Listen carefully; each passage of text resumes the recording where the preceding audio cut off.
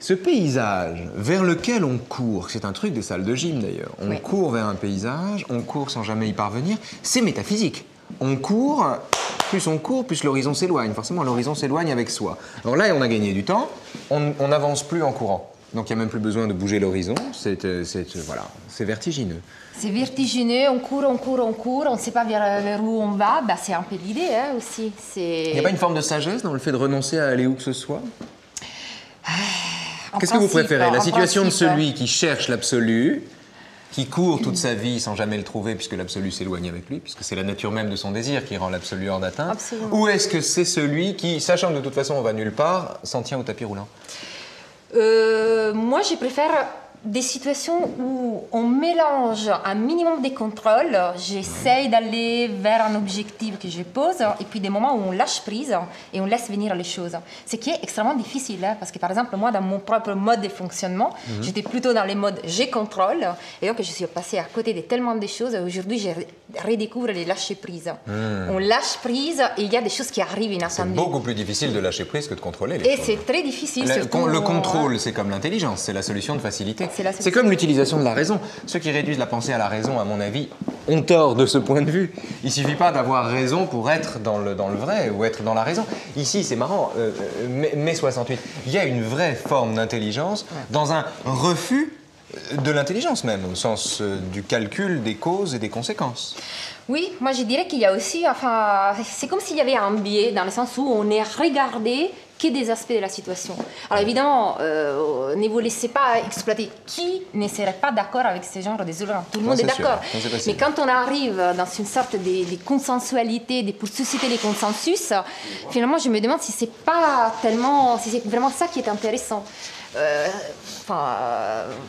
Vous savez, enfin, le principe des philosophes, c'est ceux qui ne donnent pas des phrases consensuelles, mais plutôt qui essaient de mettre la bagarre. Non, mais c'est pas ça, mais en philo, on me dit toujours à quoi sert la philosophie, ce qui est quand même une question très bête. À quoi sert la philosophie? La philosophie ne sert à rien, mais c'est là qu'elle est utile. C'est là qu'elle est utile. Parce que elle apprend à se méfier de ce qui est immédiatement utile. Enfin, moi, je dirais que ça sert quand même à quelque chose. Oui, mais je dis ça sert à rien parce que ça met de mauvaise humeur, si vous voulez. Mais quand on me dit à quoi ça sert, comme s'il fallait que la philosophie soit prise dans le régime de l'utilité, dans le régime ordinaire. Pas dans le régime de l'utilité. Mais enfin, moi, quand j'ai découvert la philo, ce que j'ai trouvé absolument génial, c'est que ça donnait des arguments, des instruments. Moi, je me souviens, quand j'étais petite, je voulais essayer de montrer à mon père qu'il n'avait pas toujours raison. Et quand j'ai découvert la philosophie, je me suis dit, aïe, ça y est, j'ai les instruments maintenant pour discuter avec lui et pour lui montrer qu'il n'a pas toujours raison. Alors, évidemment, il continue à croire qu'il a toujours raison, hein, donc qu'on voit l'inutilité de la philosophie. Mais ça m'a rassuré, ça m'a donné des instruments. Et c'est ça que j'adore, moi, dans la philosophie. En même temps, l'inutilité de la philosophie, quand vous pensez, par exemple, à l'opium des intellectuels d'Aaron en 1955, c'est un livre qui n'a servi à rien. Un livre qui n'a servi, il a convaincu 2-3 personnes, François Furet, Besançon, non mais sinon le bouquin n'a servi à rien. Le livre n'a servi à rien, ce qui veut dire qu'il est toujours d'actualité. Oui. Quand on est inutile, on reste actuel ou inactuel. Parce que ça reste comme une pierre et après les gens, enfin, on continue à lire. Ouais. Donc du coup, il y a quelque chose qui reste. On sème quelque chose et après on attend. On sème un caillou dans le jardin des lieux communs. Absolument. Oui, c'est ça. Là, il y a cette grève illimitée est intéressante. On aurait pu insister sur le côté tricéphale de la chose. 3, c'est une foule. 2, c'est un couple, c'est affreux. C'est bourgeois, c'est ce qu'on voudra, etc. 1, c'est l'individu, c'est horrible. 3, c'est le monde entier. On aurait pu dire ça. On aurait pu dire ça, c'est vrai.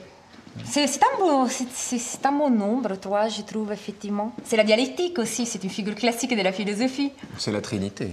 C'est aussi la Trinité. Qui est une figure moins classique de la philosophie. Oui, mais c'est aussi une figure classique de notre culture. Ça, c'est sûr. Mais c'est vrai que 3, c'est les plus, les moins et puis la synthèse. Alors, le problème est dans quelle synthèse peut-on se trouver? Parce que parfois, à force de synthétiser, on perd de vue les deux pôles et c'est intéressant de les garder tout le temps. Vous travaillez comment?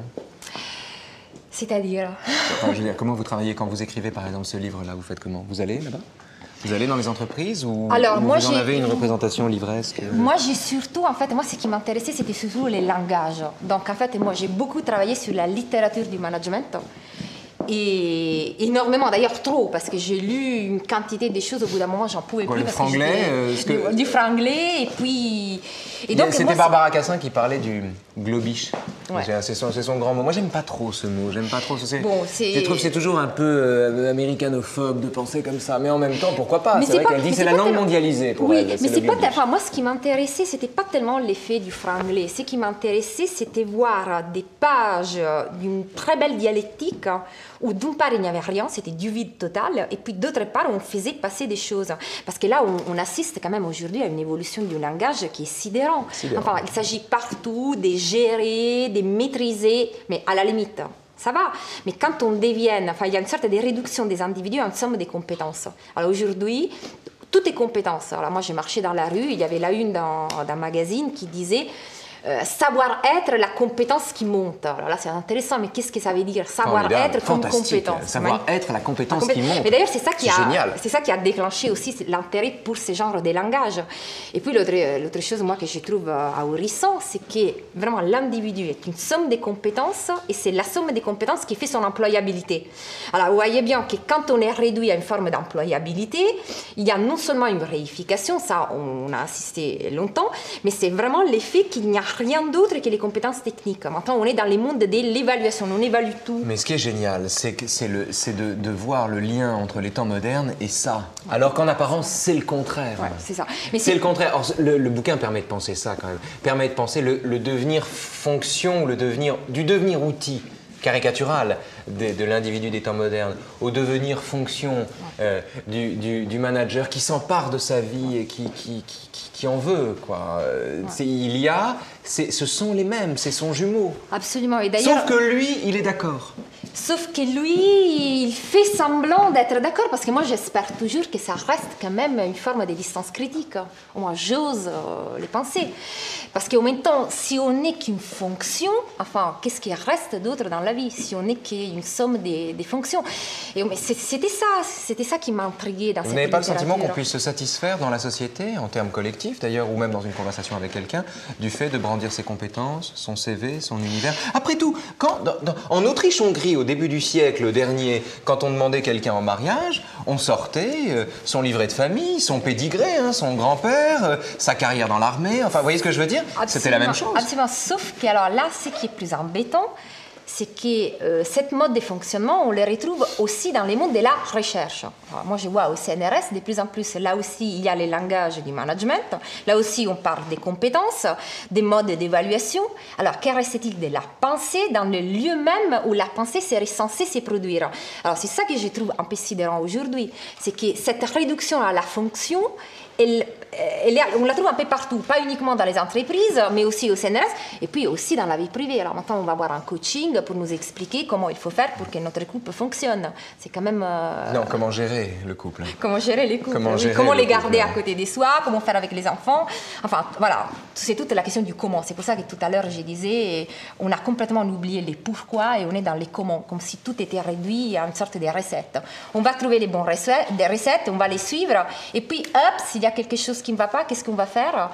Eh bien, probablement, on n'a qu'à s'en prendre à soi, on n'a pas bien compris les recettes, on n'a pas suffisamment voulu. Alors, cette idée, il suffit de vouloir pour pouvoir. On a mal géré.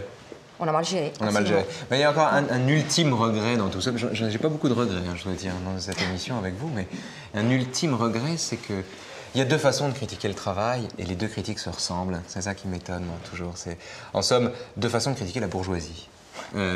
Qui serait d'un côté la critique du prolétaire à l'endroit du travail, c'est-à-dire celui qui refuse qu'on l'exploite et qui, brandissant sa dignité, soit par la grève générale définitive ou illimitée, soit par le capital entre le marteau et l'enclume, donc s'insurge véritablement. Bon, c'est une révolte de la dignité contre le calcul de la raison. Oui, contre l'exploitation. Ou contre l'exploitation, grimée en calcul de la raison.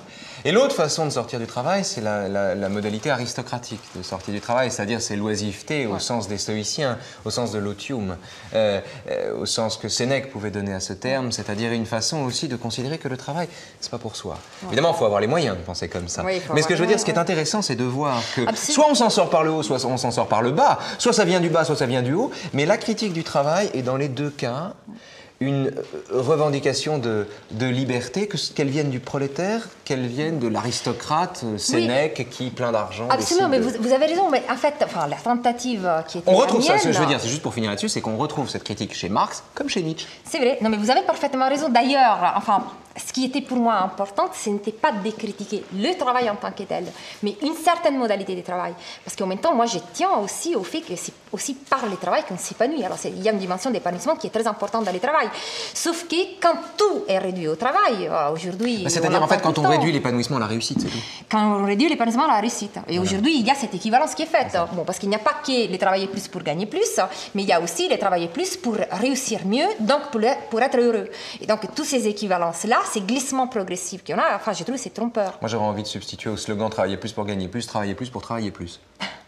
Moi, je dirais travaillez pour vous, travaillez bien, épanouissez-vous réellement aussi dans le travail, mais pas uniquement. Ou alors travailler mieux pour travailler moins aussi, ça c'est une autre école. Travailler mieux pour travailler moins, c'est pas mal, oui. C'est pas mal, hein? Ouais. Bon, on va faire campagne. Merci, Michaela. Merci à vous. Merci.